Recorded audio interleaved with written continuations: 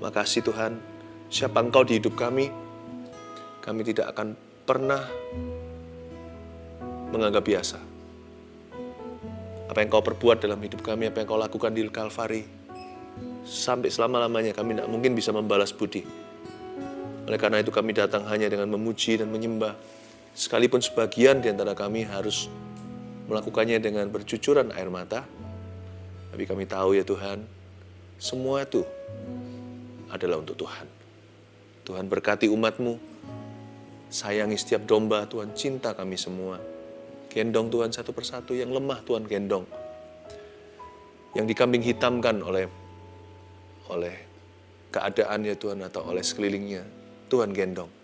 Tuhan sayangi setiap domba-Mu. Berapapun usianya dan latar belakangnya. Siapapun mereka. Tuhan kasih dan sayangi. Tuhan belai setiap kami. Terima kasih Tuhan. Sampaikan sabda-Mu, sembunyikan hamba-Mu di balik salib Yesus. Dalam nama Yesus. Haleluya. Amin. Puji Tuhan. Shalom semua sekali lagi. Saya bersyukur saat teduh ini terus berjalan dan tidak terasa kurang lebih di tanggal-tanggal ini tahun yang lalu kita memulai saat teduh. Jadi hari ini boleh dikatakan saat teduh first anniversary. Ulang tahun ke-1 ya. Doakan kami terus ya. Karena tugas kami banyak. Karena itu Anda juga perlu doakan tim saat teduh. Dan terima kasih yang sudah terlibat dalam pelayanan yang sangat mulia ini untuk membimbing umat Tuhan dan menuntun orang kepada Kristus. Dan berdoa supaya kami terus diberikan Tuhan kemampuan, kekuatan, khususnya untuk mengatur waktu. Waktu itu penting sekali, apalagi sekarang pelan-pelan semua sudah kembali normal. Onsite pun sudah jalan, ada banyak tugas. Kita doakan saat teduh terus berjalan, dan dengan doa-doa Anda, pasti berkat Tuhan mengalir terus, tak henti-hentinya. Hari ini saya mau sampaikan firman Tuhan yang berjudul bahasa air mata. Kita buka Alkitab bersama-sama di Yohanes pasal 11, ayat 28 sampai 37. Bahasa air mata, sambil Anda buka. Seperti yang saya katakan tadi di awal-awal acara, saya merasakan ada banyak di antara Anda yang sedang menangis hari ini, today. Mungkin juga beberapa sekarang. Jangan menangis. Tuhan sayang padamu. Apa yang membuat hati Anda gelisah? Sampaikan ke Tuhan. Tapi jikalau Anda harus menangis, jangan sia-siakan air mata ya.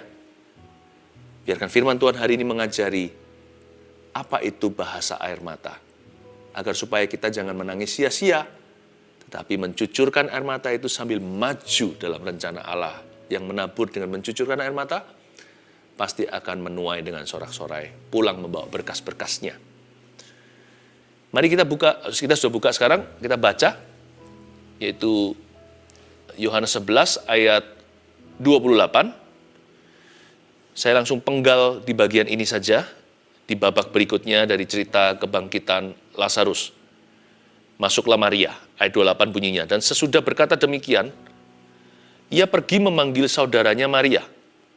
Dan berbisik kepadanya, guru ada di sana. Dan ia memanggil engkau. Mendengar itu, Maria segera bangkit, lalu pergi mendapatkan Yesus. Marta terlebih dahulu ketemu sama Tuhan. Setelah ngobrol-ngobrol sama Tuhan, Tuhan luruskan cara pandangnya soal kebangkitan.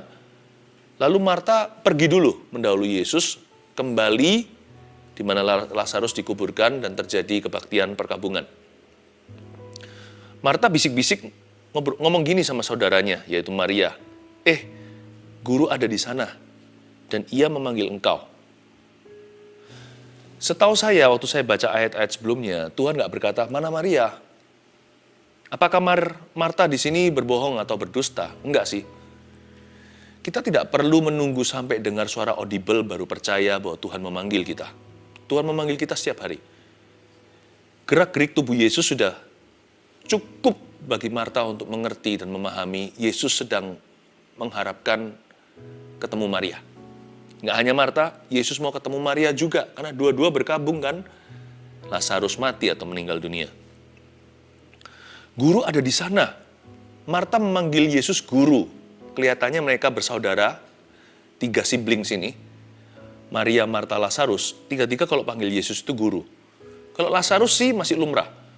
Karena zaman itu, rabi, demikianlah sebutan guru-guru Yahudi, mereka itu mengajar laki-laki. Tetapi untuk Marta dan Maria menyebut Yesus guru itu nggak lazim. Karena wanita waktu itu tidak mendapatkan edukasi. Seperti kita di Indonesia, yang banyak menjadi pelopor demikian adalah era Kartini. Zaman itu, perempuan tidak mendapatkan pendidikan. Apalagi pendidikan agama adalah pendidikan utama di dalam kebudayaan Yahudi saat itu. Guru ada di sana, mereka panggil guru. Berarti mereka murid. Berarti Yesus memuridkan mereka. Ini rabi satu-satunya menurut saya. Yang lainnya nggak mau ajar wanita. Mereka rasa itu kelas kedua. Zaman itu ya. Tapi kebenarannya adalah laki-laki perempuan adalah sama di mata Tuhan. Guru ada di sana. Ini membuktikan bahwa Yesus itu cinta semua orang. Yang dihina, diabaikan, dinomorduakan. Yang dianggap kelas bawahan. Yang dianggap tidak masuk dalam klub kami. Tidak masuk dalam golongan. Tidak diperhitungkan. All the outcast atau orang-orang yang dianggap sebagai orang-orang pelarian. Yesus sayang sama mereka. Yesus adalah guru orang-orang itu. Dia adalah juru selamat orang berdosa. Yesus guru Anda loh. Tahu nggak Anda bahwa Yesus itu gurumu? Marta selalu dianggap sebagai seseorang yang negatif. Karena dia tegur Maria kan, lalu beritahu, itu loh, guru suruh dia kerja, masa saya aja. Dia terus duduk di bawah kakimu, dengar firmanmu. Marta selalu dianggap sebagai semacam orang jahatnya. Padahal enggak sih, banyak hal kita bisa belajar dari Marta. Dalam insiden satu itu enggak bisa terlalu dibesar-besarkan. Marta membisikkan pada saudaranya Maria, "Hei, guru ada di sana." Dari sini kita pelajari bahwa iman enggak selalu harus koar-koar. Iman enggak usah rame-rame. Kalau waktunya kita bersaksi bagi Yesus, jangan sembunyikan lampu di bawah gantang. Preach it from the rooftop. Khotbahkan, beritakan dari atap rumah. Semua orang harus tahu, mercusuar kan tidak ditaruh di bawah, tetapi di atas gunung atau tempat yang tinggi. Cahaya harus taruh di situ. Tetapi kalau bicara tentang conviction atau keyakinanmu, pegang aja di hatimu. Tidak perlu demokrasi tanya kanan kiri. Kalau dia bilang, guru ada di sana, nanti banyak-banyak yang bondong-bondong datang hanya penasaran. Tapi Marta dan Maria sungguh-sungguh mau percaya. Udahlah, percaya itu nggak usah ikut-ikutan. Kalau Anda mau percaya Yesus, percaya. Nggak usah tunggu tetanggamu, nggak usah tunggu saudaramu, nggak usah tunggu siapapun dalam hidupmu untuk mendukungmu. Guru ada di situ. Dan ayat 29, mendengar itu Maria segera bangkit lalu pergi mendapatkan Yesus. Langsung jalan dia, nggak pakai tunggu-tunggu, nggak pakai are you sure? Apa betul? Minta konfirmasi dulu. Ini yang disebut your wish is my command. Yaitu saya nggak perlu dibentak-bentak, diteriakin, diperintah-perintah, disuruh-suruh. Kalau Tuhan mau, aku akan bersedia. Kalau Tuhan berkata, datanglah, langsung aku hengkang kaki dan ke situ. Saya nggak perlu tunggu. Your wish is my command. Dari sini, saya ngerti kenapa Yesus punya hubungan yang istimewa dengan keluarga Maria, Marta, dan Lazarus ini. Mereka bukan hanya orang-orang yang mudah diajar, tapi mereka juga adalah orang-orang yang sangat-sangat nurut sama Tuhan. Udahlah, nurut aja sama Tuhan. Nggak usah suka berbantah atau bantah-bantahan. Percuma buat kita. Nggak menang kita itu berbantah lawan pencipta. Dari sini saya bisa menangkap hatinya Maria. Saya mau punya hati seperti itu. Ya, seperti wanita yang mengurapimu, menangis di bawah kakimu. Saya mau punya hati begitu. Mari kita lanjut. Ayat 30 bunyinya, tetapi waktu itu Yesus belum sampai ke dalam kampung itu. Ia masih berada di tempat Marta menjumpai dia. Masih berapa kilo lah kira-kira. Ketika orang-orang Yahudi yang bersama-sama dengan Maria di rumah itu untuk menghiburnya, melihat bahwa Maria segera bangkit dan pergi keluar, mereka mengikutinya karena mereka menyangka bahwa Maria pergi ke kubur untuk meratap di situ. Orang-orang ini kan nggak dengar, Marta kan bisik-bisik ke sisternya. Tapi orang-orang ini ketika lihat Maria bangkit langsung hengkang, langsung jalan. Mereka kira, dia mau pergi ke kubur untuk meratap. Memang betul, Maria ini wanita ratapan. Ini wanita air mata. Tapi dia bukan seperti yang mereka kira. Mereka kira dia hanya menangis atau meratapi saja. No. Maria itu yang kita harus pelajari lewat cerita ini. She always cried purposely. Dia selalu menangis dengan tujuan yang jelas. Nah, ini yang harus jadi pelajaran buat kita. Hari ini harus jadi rema dan pewahyuan. Bahasa air mata Maria. Tapi orang-orang ini kelihatan, para ibu-ibu Yahudi ini semuanya mengikuti dia pergi ke situ. Kiranya dia mau meratap ke kuburan. Mereka ketara adalah orang-orang yang nggak ngerti kenapa mereka menangis. Banyak orang itu gitu ya. Apalagi kalau ibu-ibu kumpul gitu, kalau ada yang berkabung, satu nangis, yang lainnya ikut nangis. Padahal nangis mereka beda-beda. Sama dengan di dunia ini kalau ada huru hara. Lihat provokatornya 1-2. Tapi yang ikut-ikut rame-rame banyak ketika ditanya di interview atau ditangkap misalkan.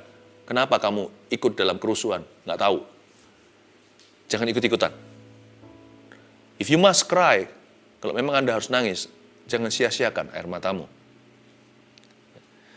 Kalau Anda memang menangisnya tujuannya hanyalah untuk mengasihani diri sendiri, maka izinkan saya mengatakan dengan tegas, please don't cry. Don't cry at all. Nggak usah nangis sama sekali. Tuhan sayang padamu, udahlah jangan mengeluh. He loves you. Sudahlah. Tapi kalau Anda memang harus menangis untuk tujuan Maria, dan saya nggak berani menghalangi Anda, bisa-bisa saya dimarah sama Yesus. Karena air mata Maria menggugah hati sang juru selamat.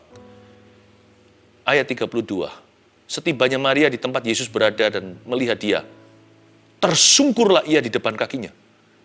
Ini adalah postur menyembah ya, dan berkata kepadanya, Tuhan, sekiranya engkau ada di sini, saudaraku pasti tidak mati.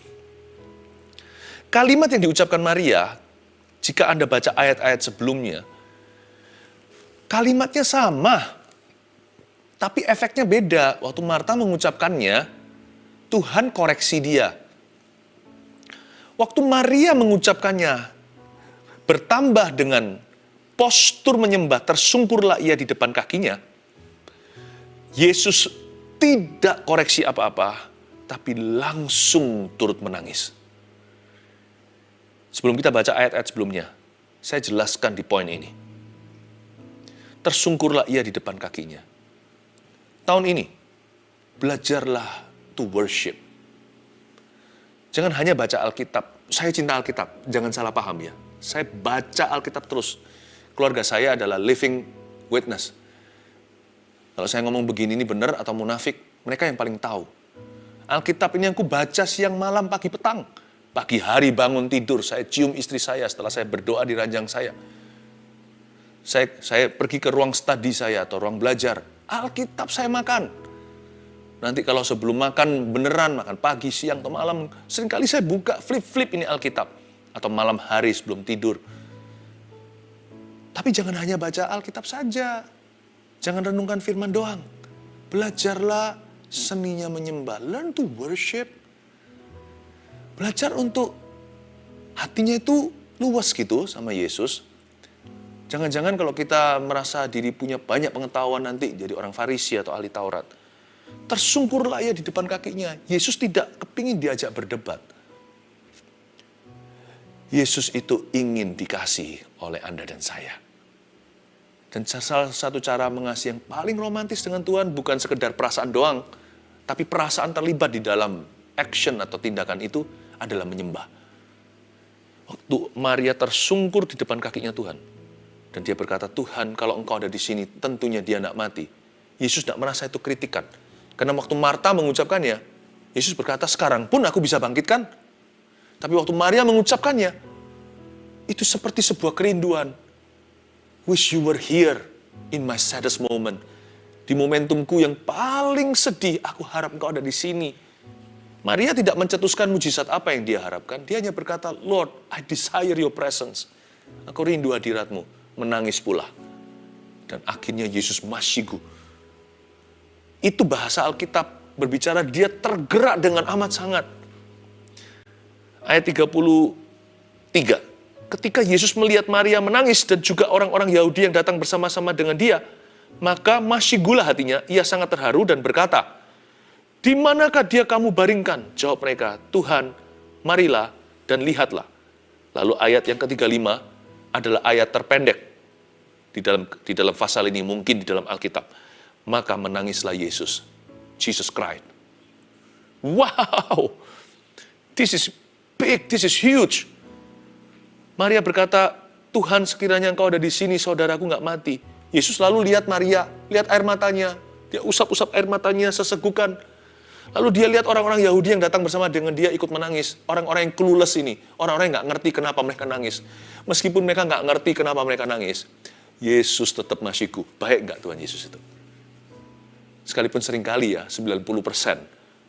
Setiap kali kita mencucurkan air mata, kita nggak ngerti mengapa kita menangis. Dan kita menangis untuk alasan yang salah. Tuhan tetap Masiku hatinya. Hatinya tetap tergerak. Ia sangat terharu. Kata sangat terharu berarti dalam suara Tuhan ada air matanya. Pernah dengar orang kalau lagi nangis coba bicara? Kita bisa dengarkan suaranya basah. Padahal itu air mata. Tapi kita bisa lihat, kita bisa dengarkan dari tonasinya. Orang ini sedang menangis, kadang-kadang di sebelah situ, lewat telepon, audio saja. Kita nggak lihat matanya, nggak lihat raut wajahnya, nggak lihat apakah basah. Tapi waktu dia ngomong, mama lagi nangis ya? Atau kita bisa tahu istri kita lagi nangis. Sayang, kamu lagi nangis ya? Atau kita bisa tahu anak kita, kenapa nangis nak? Padahal kita nggak lihat wajahnya. Itu yang disebut, ia sangat terharu dan berkata, Jesus cried in his voice. Mungkin suaranya bukan begini ya, ayat 34 bukan, di manakah dia, kamu baringkan. Mungkin suaranya begini, coba ya, coba saya tirukan. Di manakah dia, kamu baringkan, mungkin gitu. Jawab mereka, Tuhan, marilah dan lihatlah, maka menangislah Yesus.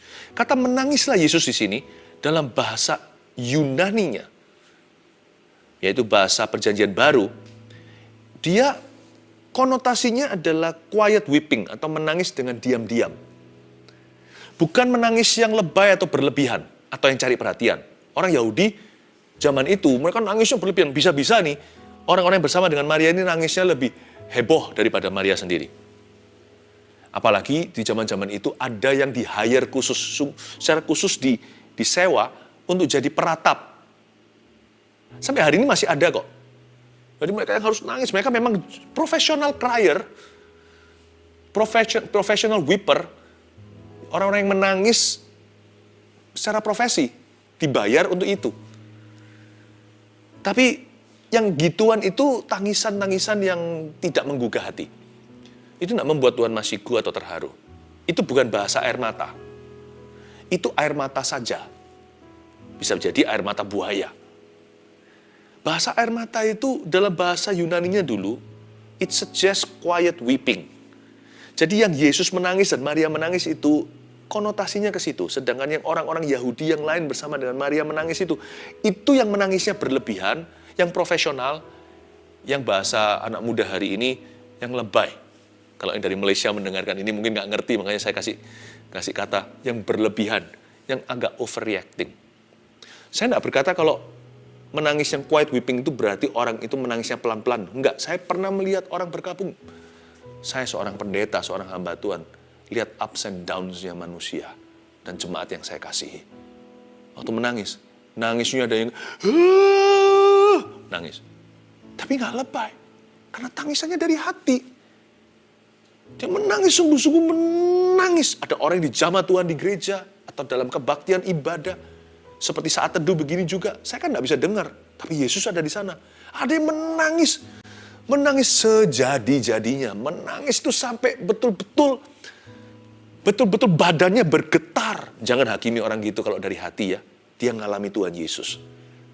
Jangan berkata fanatik atau emosional, sentimental. Ikut Tuhan itu, percaya Tuhan itu akal budi pikiran. Lah ya, tapi juga segenap hati kan. Hati, akal budi, kekuatan, kehidupan. Jangan lupa ada hati. Jadi kalau ada orang begitu, diam.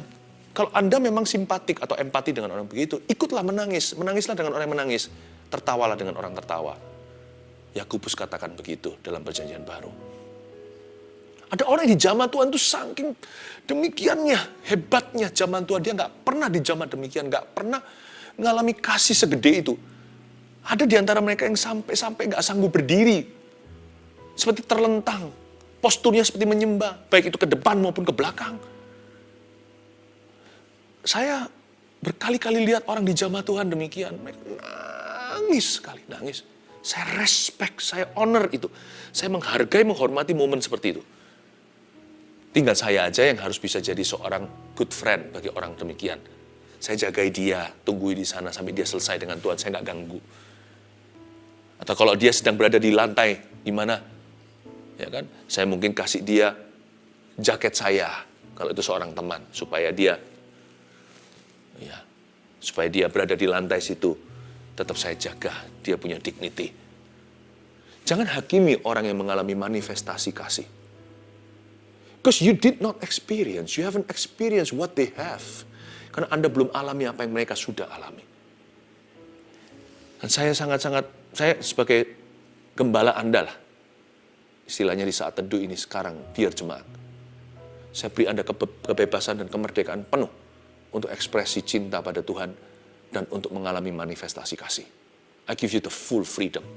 Selama Anda tidak menjadi batu sandungan buat orang lain, itu urusan hatimu dengan Tuhan Yesus. No one will judge you. Not in my presence. Tidak dalam kehadiran saya. Tidak akan kuizinkan siapapun menghakimimu. Tuhan sayang domba-dombanya.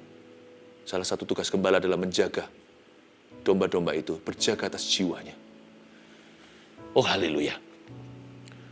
Ayat yang ke-36 dan 37, kata orang Yahudi, lihatlah betapa kasihnya kepadanya. Wow, orang Yahudi yang positif ngomong gini, look, manifestasi kasih, lihatlah betapa kasihnya kepadanya. Tapi ayat 37, orang Yahudi yang lain, yang negative thinking. Ini yang hater-haternya. Ini yang mocker-mockernya, pencemooh-pencemooh, pembenci-pembencinya. Inilah gossiper, komentatornya. Yang ayat 36 masih oke, kata orang-orang Yahudi, lihatlah betapa kasihnya kepadanya. How wonderful. We do not understand, aku tidak mengerti, tapi aku bersyukur. Aku tidak paham, tapi aku hargai orang itu mengalami. Ayat 37, tetapi beberapa orang diantaranya, ini lain lagi orang, berkata, ia yang memelekkan mata orang buta. Nggak sanggup kak ia bertindak sehingga orang ini nggak mati? Ayat 37 ini dimasukkan satu kategori. Orang-orang yang suka komentar doang. Orang-orang gini ini tukang rame-rame. Ia yang memelekkan mati orang buta. Yesus lagi nangis. Masa dia nggak bisa sembuhkan? Katanya dia melekkan orang buta. Masa dia nggak bisa tahan orang ini nggak mati? Nanti orang itu sembuh. Nanti dia ngomong lagi, dia sembuh, tapi masa kok orang ini setelah sembuh kok nggak dikasih segala sesuatu yang dia harapkan, tanggung sekali Tuhan. Pokoknya nggak benar deh, nggak pernah benar. Pokoknya Tuhan itu nggak pernah benar di mata-mata orang ini, selalu ada kurangnya. Pernah nggak ketemu orang begitu? Jangan-jangan Anda dan saya orang yang demikian. Ditiupin suling, tidak nari. Suling ditaruh, mana musiknya? Musik dimain, kekerasan. Diturunin, suaranya kekecilan, tanggung sekali musisinya. Udah main ya main sekalian. Dikeresin lagi, nggak dengar tadi. Saya berkata, kekerasan nih telinga sampai mau tuli. Taruh lagi sulingnya, mana suling, mana musiknya, nggak bisa nari. Sulingnya dimainin, mereka pergi. Nggak nari malah pulang-pulang. Nggak pernah benar. Orang seperti ini harus ada di dunia. Harus ada. Kalau nggak gitu, nggak bisa membedakan orang benar dengan orang salah. Nggak bisa membedakan orang fasik dari orang benar dari orang fasik. Nggak bisa membedakan orang yang berkenan dan orang yang cuma figuran di mata Tuhan. Don't be. Jangan jadi ayat 37 ya. Jadilah ayat sebelumnya, Maria. Jangan jadi orang ini. Harus ada orang begini. Hanya janganlah you and me. Saya kasih 3 poin sederhana bahasa air mata. Nomor 1, dari sini kita pelajari dari Maria ya, dan dari Yesus tentunya, tapi dari Maria dulu sekarang. Bahasa air mata itu 1, menangis karena terharu. Kalau Anda harus menangis, nggak apa-apa karena terharu. Apalagi kalau karena kasih Yesus. please, hati itu jangan kaku, yang luas sama Tuhan. Dulu waktu saya masih kecil, karena saya mengalami beberapa pengalaman-pengalaman yang traumatis dan keras, maka saya mencetuskan pada diri saya sendiri, saya membuat janji bahwa saya tidak akan menangis. Laki-laki gak boleh nangis. Pria tidak boleh mencucurkan air mata. I must be tough. Jadi saya menjadi orang yang sangat keras. Hati saya itu seperti ditaburi apapun tanpa irigasi. Jadi sangat-sangat super kaku. Apapun yang saya lakukan, selalu saya ingatkan diri sendiri, tidak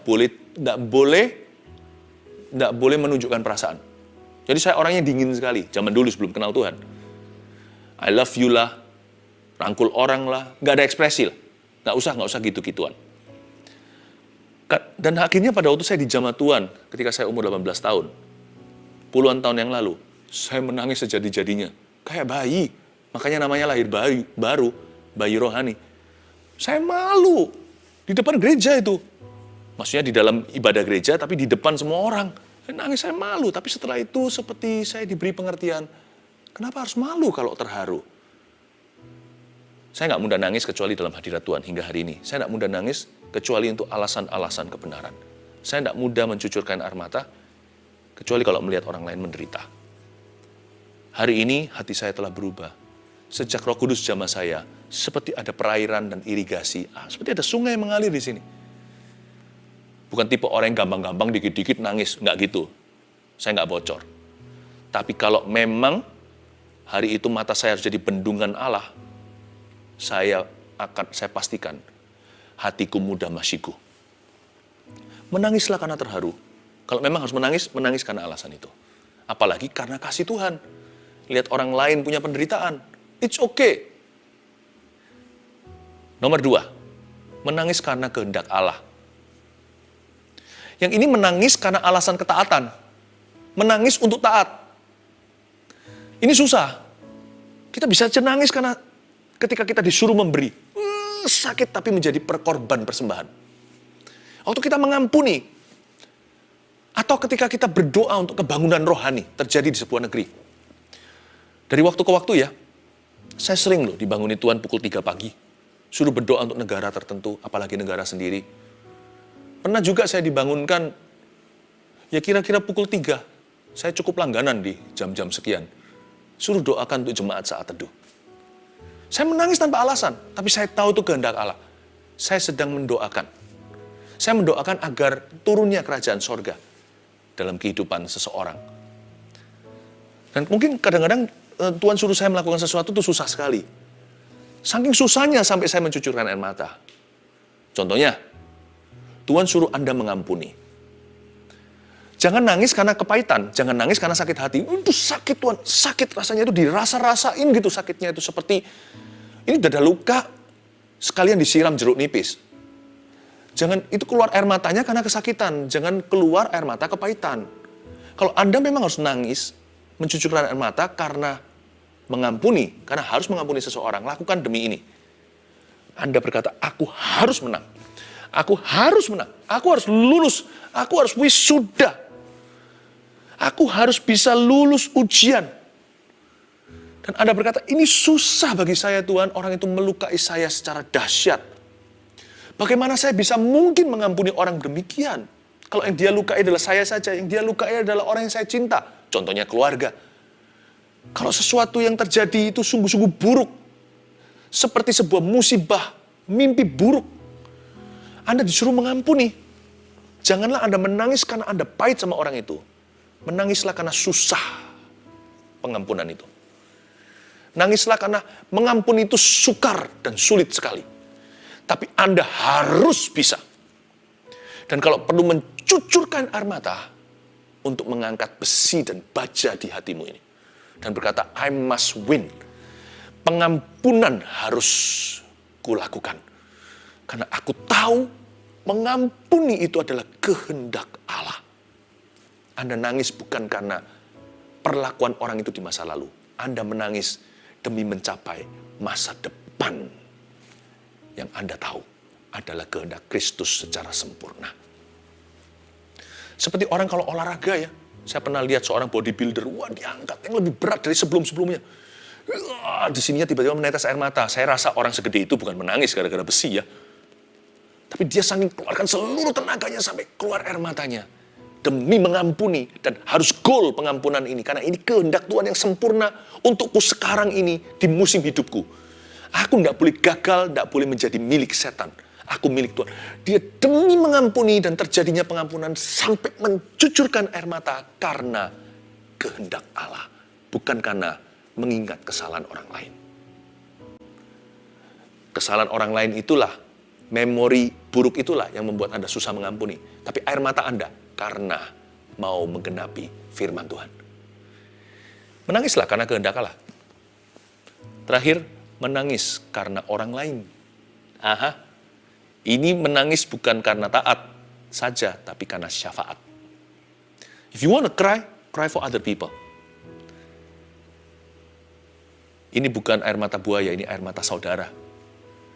Ini air mata orang Samaria yang baik hati itu. Menangislah karena orang lain. Lihat Yesus. Nggak pernah loh Yesus nangis seperti ini. Coba baca di kitab Injil. Tapi waktu karena Lazarus dia menangis. Maka menangislah Yesus. If you must cry, cry for other people. Bersyafaatlah untuk orang lain. Saya sudah ceritakan tadi kan, saya dibangunkan karena mendoakan Anda. Saya menangis dengan mencucurkan air mata di atas ranjang saya, mendoakan untuk jemaat saat teduh. Mendoakan untuk kebangunan rohani dalam kehidupan Anda sekalian. Bukan berarti kita hero atau pahlawan. Bukan. Tapi kita sudah kontrakkan atau kita berikan air mata kita untuk kerajaan Allah. Karena yang mencucurkan dengan air mata akan menuai dengan sorak-sorai. Cucurkan untuk orang lain juga. Air matamu bisa berguna. When you cry for other people, God's answer is always yes. Kalau Anda menangis untuk orang lain, jawaban Tuhan bagi doa dan syafaatmu selalu iya. Karena hati seperti itu tidak pernah egois, tidak pernah mencari kepentingan sendiri. Hati seperti itu, seperti Yesus menangis dari dalammu. Seperti Yesus yang berseru kepada Bapa di sorga di dalam dirimu. Karena Yesus masiku, Yesus terharu. Itulah sifat juru selamat kita. Dia peduli dan terbeban bagi sesamanya. Saya ajak Anda untuk mengerti bahasa cinta. Dan bahasa air mata 1, 2, 3 direview sekali lagi. Menangis karena terharu. Itulah bahasa air mata yang Tuhan inginkan dalam hidup Anda. 2, menangis karena kehendak Allah. Itulah bahasa air mata yang sorga pahami. 3, menangis karena orang lain. Itulah bahasa air mata yang membuat Yesus masiku dan Bapa tidak akan berkata tidak kepada doa syafaatmu. Yesus memberkatimu. Mari kita serahkan hati kita dan air mata kita dan segenap hidup kita hanya kepada Dia. Dan Dia menunggumu saat ini di bawah kakinya. Haleluya.